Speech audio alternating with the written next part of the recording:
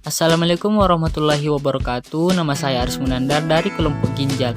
Jadi saya akan menjelaskan tentang apa itu ginjal, struktur dan fungsi ginjal, proses pembentukan urin, dan gangguan pada sistem ekskresi ginjal.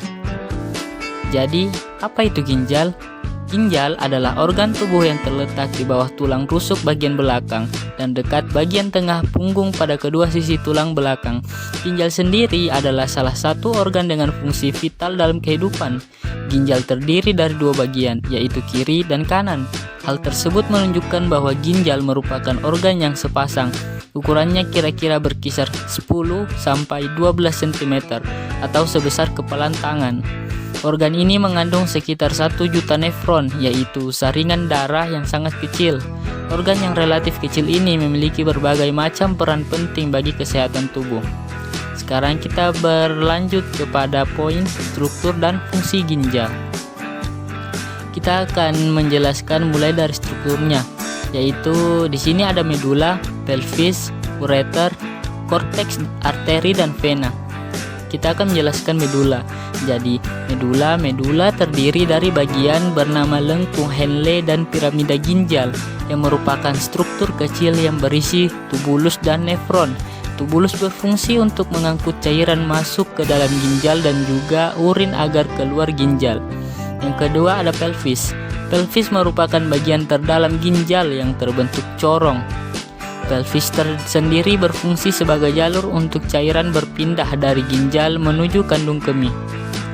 Selanjutnya ada ureter. Ureter adalah bagian dari sistem unaria yang berbentuk saluran pipa, berfungsi untuk mengalirkan urin dari ginjal untuk ditampung di kandung kemih. Dan ada korteks. Korteks ginjal adalah bagian paling luar dari ginjal dan dikelilingi oleh kapsul ginjal. Karena dikelilingi lapisan lemak, korteks juga berfungsi untuk melindungi struktur dalam ginjal dari kerusakan. Yang terakhir ada arteri dan vena. Arteri berfungsi untuk membawa darah yang kaya akan oksigen dari jantung ke ginjal. Sedangkan vena berfungsi untuk membawa darah yang sudah disaring oleh ginjal dan kembali ke jantung. Fungsi ginjal. Jadi fungsi ginjal yang pertama itu ada mengatur sel darah. Oksigen merupakan unsur penting dalam peredaran darah. Ketika tubuh tak mendapatkan cukup oksigen, maka ginjal akan mengeluarkan hormon eritropoietin. Hormon eritropoietin berfungsi untuk merangsang produksi sel darah merah lebih banyak yang berguna untuk membawa oksigen. Jika sel darah merah atau kadar oksigen sudah normal, hormon tersebut akan berhenti diproduksi oleh ginjal. Yang kedua, fungsi ginjal ada mengendalikan keseimbangan air. Seluruh jaringan tubuh dipastikan menerima air agar dapat bekerja dengan baik. Ginjal akan bereaksi terhadap perubahan kadar air dalam tubuh. Ginjal akan menahan air, bukan membuangnya ketika tubuh sedang mengalami dehidrasi. Yang ketiga ada menyaring dan membuang limbah. Ginjal memiliki peran penting dalam pembuangan racun, kadar garam yang berlebihan, dan urea atau limbah mengandung nitrogen. Limbah mengandung nitrogen ini adalah hasil dari metabolisme protein. Dengan terbentuknya urea tersebut, maka darah akan mengalir ke urea tersebut menuju ginjal untuk dibuang. Fungsi yang terakhir ada mengatur tekanan darah dan kadar garam. Ginjal akan memproduksi enzim renin sebagai prosesnya. Ketika menyaring darah, aliran dan tekanan darah yang stabil dibutuhkan oleh ginjal. Kita akan beralih ke proses pembentukan urin. Proses pembentukan urin sendiri ini terbagi atas 3 proses, yaitu yang pertama ada filtrasi, yang kedua reabsorpsi, dan ketiga sekresi atau augmentasi. Jadi filtrasi atau penyaringan ini yaitu proses penyaringan darah yang mengandung zat sisa metabolisme yang dapat menjadi racun untuk tubuh. Filtrasi terjadi di badan Malpighi yang terdiri dari glomerulus dan kapsul Bowman. Glomerulus menyaring air, garam, glukosa, asam amino, urea, dan limbah lainnya untuk melewati kapsul Bowman. Hasil filtrasi ini menghasilkan urin primer. Proses kedua yaitu reabsorpsi. Reabsorpsi terjadi di tubulus proksimal, nefron, lengkung Henle, tubulus distal, dan tubulus pengumpul. Air, glukosa, asam amino, natrium, dan nutrisi lainnya diserap kembali ke aliran darah kapiler yang mengelilingi tubulus. Air bergerak melalui proses osmosis, yaitu pergerakan air dari area konsentrasi tinggi ke konsentrasi yang lebih rendah. Hasil pada proses pembentukan urin ini adalah urin sekunder.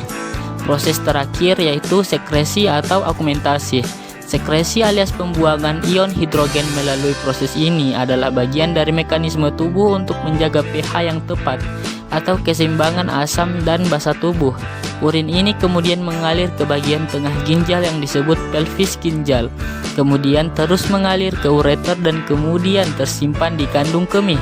Dari kandung kemih, urin selanjutnya mengalir ke uretra dan akan dibuang keluar saat buang air kecil. Dan ada juga kita akan berlanjut kepada poin yang selanjutnya, yaitu gangguan pada sistem ekskresi ginjal. Yang pertama, ada yang namanya radang ginjal. Radang ginjal atau ifritas sering kali disebabkan oleh gangguan autoimun atau infeksi bakteri yang dapat mempengaruhi fungsi ginjal. Kondisi ini dapat terjadi pada area di dalam ginjal seperti glomerulus, tubulus, atau jaringan interstitas renal. Selanjutnya ada penyakit batu ginjal. Batu ginjal merupakan suatu kondisi ketika mineral mengendap di dalam ginjal sehingga membentuk bongkahan seperti batu. Mineral tersebut berasal dari sisa zat-zat limbah di dalam darah yang kemudian mengendap dan mengkristal seiring waktu. Yang ketiga ada infeksi ginjal. Infeksi ginjal atau pyelonefritis merupakan komplikasi dari infeksi saluran kemih (ISK) yang terjadi karena berpindahnya bakteri dari kandung kemih ke ginjal. Yang terakhir ada gagal ginjal.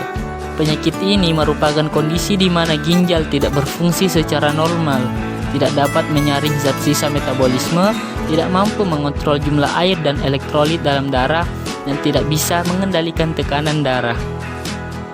Dan kita akan berlanjut kepada poin yang terakhir, yaitu teknologi yang digunakan pada sistem ekskresi ginjal. Ada transplantasi ginjal. Transplantasi ginjal adalah terapi penggantian ginjal pasien dengan ginjal lain yang berasal dari orang yang hidup atau yang sudah meninggal. Hal ini menjadi terapi pilihan untuk sebagian besar pasien yang menderita gagal ginjal dan penyakit ginjal stadium akhir dengan tujuan untuk meningkatkan kualitas hidup pasien. Mungkin hanya itu yang dapat saya sampaikan, kurang dan lebihnya mohon dimaafkan. Jika ada kata yang salah, tolong jangan disimpan di dalam hati. Sekian dari saya, wassalamualaikum warahmatullahi wabarakatuh.